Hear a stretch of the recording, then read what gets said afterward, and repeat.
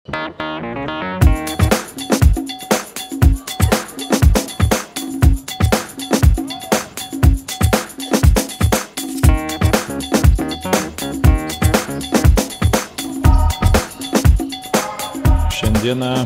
sužaidėm Punske labai svarbias rungtynės prieš Balstogės antro licėjaus komandą. Na, dėja, nepavyko laimėti. Galima sakyti, įtikinamai pralošėm šias varžybas. Pralaimėjimo faktorių buvo gana daug, kadangi ir neturėjom savo sudėtį dviejų žaidėjų, kurie sirguliuoja šiandieną, nežaidė. Bet tai nėra pasiteisinimas, sakyčiau, bet lemiamą, sakyčiau, faktorium buvo tai, kad mūsų varžovai buvo gerai studijavę žaidimą, gerai pasiruošę psichologiškai, o mums Meškos paslaugą šį kartą padarė gal ir savo sienos, kad berniukai norėdami laimėti, trupučiuką susikaustė prieš savo žiūrovus. Sužaidė labai blogai, sakyčiau, 2 pirmus kėlinius, neblogai sužaidė 2 antrus, bet tai negelbėjo situacijos ir dėja aikštelę reikėjo apleisti nuleistom galvom. Tai buvo labai svarbios rungtynės, nepaisant to, kad žaidėm prieš pernykščius čempionus. Tai buvo dar ir dėl to svarbios, kad tai lėmė mūsų patekimą į finalinį ketvirtą. Kada prieš šias varžybas dar galėjom, likimą turėjom savo rankose, sakyčiau taip, tai dabar jau turim likimą ne tik savo rankose, jau reikia stebėti ir kitų varžovų varžybas ir tikėtis atitinkamo pralaimėjimo ar tai laimėjimo. Na, aišku, be abejo, ir mums dar likusias 2 varžybas reikia laimėti. Varžovai, kaip neįprasta, pataikė labai gerai iš toli, 3 taškus metė 80 beveik procentų taiklumu, kas šiai komandai buvo neįprasta, tai mums buvo staigmena. Teko girdėti iš kitų trenerių, kad jų buvo tai pačios geriausios varžybos, mūsų gana vidutinės tikrai. Ir be abejo dar vaikinai labai klydo šiandieną, kažkaip nesisekė valdyti kamuolį, pasai buvo netikslus, metimai taip pat ir daugelį kitų faktorių, apart ir jaudulio ir panašiai. Na dėja, bet per sportą taip yra, kad sporte reiškia taip yra, kad ne visada būni pačiam aukščiausiam pjedestale, reikia kartais ir su nuleista galva garbingai priimti ir pralaimėjimus.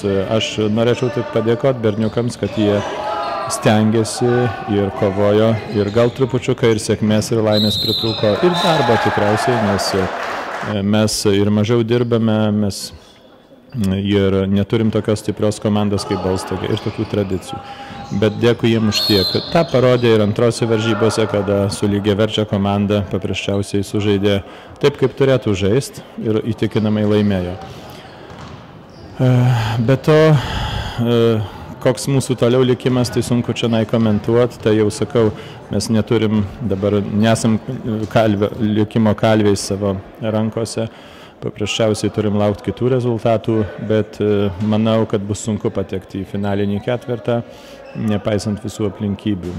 Balstogės komanda įrodė eilinį kartą, kad yra meistrų komanda, tai yra sporto mokyklos komanda, tai yra jauna komanda, pirmokų, antrokų suburta komanda. Reikia pagirti trenerį, kad iš tikrųjų sutelkė visas jėgas, kiek tik tai galėjo ir sumotyvavo komandą tokiai kovai. Kągi, tik tai garbė jiems už tą pergalę, o mes lenkiam galvą prieš juos ir manau, kad ateityje pavyks mums juos įveikti. Galutinis rezultatas buvo 68-51. Manyčiau, kad labai sparčiai progresuoja mūsų komandoje Dovydas Nometka, kuris rodo žaidybinį charakterį, iš tikrųjų stipriai dirba treniruotėse. Tai yra mūsų ateitis, kadangi tai yra dar perspektyvus žaidėjas, 17-metis ir dar jisai pas mus lieka kitą sezoną.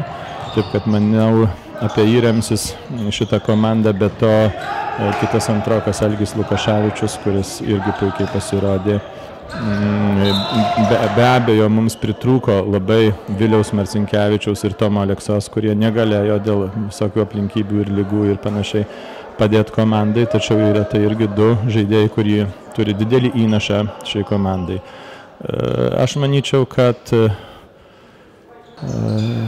vyrai parodė savo galimybės tiek, kiek jie sugeba. Paprasčiausiai mes susiduriam su aukšto meistriškumo komandom pirmoje lygoje, kur kartais per mažai žaidžiam varžybų ir mums pritrūksta ne tik tai sėkmės, ne tik tai kažkokio talento, bet ir paprasčiausiai susižaidimo, apsižaidimo. Daugelį žaidybinių elementų lemia psichologija, kur mums yra kartais labai sunku susidoroti, ypač prieš savus žiūrovus. Jaunimas nori pasirodyti ko nuo geriausiai, o tai kartais ir pakiša koją. Aš šiemet, tikėkit man, mačiau mūsų berniukų žaidimą daug geresnių varžybų, negu jie sužaidė prieš šituos čempionus, kuriuos šiandieną žaidėm. Rezultatyviausiai minėtas Dovydas sužaidė.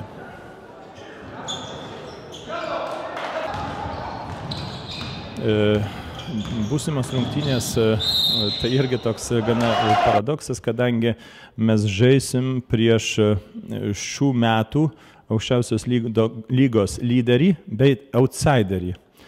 Galim sakyti, kad tai bus vienos labai kietos varžybos, nes mes mėgstam žaisti prieš geras komandas, o prieš silpnas komandas mes jas triuškinam. Tai nėra įdomios varžybos. Aš manau, kad tai bus, bet šiąmet Žemės ūkio mokykla, jinai pateikė Vaivadijai didelę staigmeną, kadangi pasistiprino 3 labai gerai žaidėjais, kurie jau žaidžia suaugusių lygoje, pirmoje lygoje Lenkijos, 3 žaidėjai. Jie yra iš Varmijos ir Mazūrijos, Vaivadijos pertraukti, tarp kitko mokosi toj mokykloje. Ir čia yra staigmena visiems, kad Žemės ūkio mokykla juos prisitraukė. Ir jie ten tempia tą visą komandą, jie dabar yra antroje vietoje lygoje, bet taip matuojama yra, taip žiūrima, sprendžiama, kad jie gali tapti šiais metais čempionais Vaivadijos, taip kad bus labai įdomios varžybos. Ir 4 licėjaus komanda, tai jinai žengia dar be laimėjimo jokio, aš manau, kad su jie vargo neturėsim, o su Žemės ūkio bandysim pakovoti ir suteikti staigmeną. Taip, tarp kitko už mėnesio laikas nėra dar nustatytas, nes mes turim susitart su visom 4 komandom, kad visom tiktų laikas, bet iki vasario 27 turim sužaisti. Aš informuosiu apie tai, kurią dieną žaisim Punske.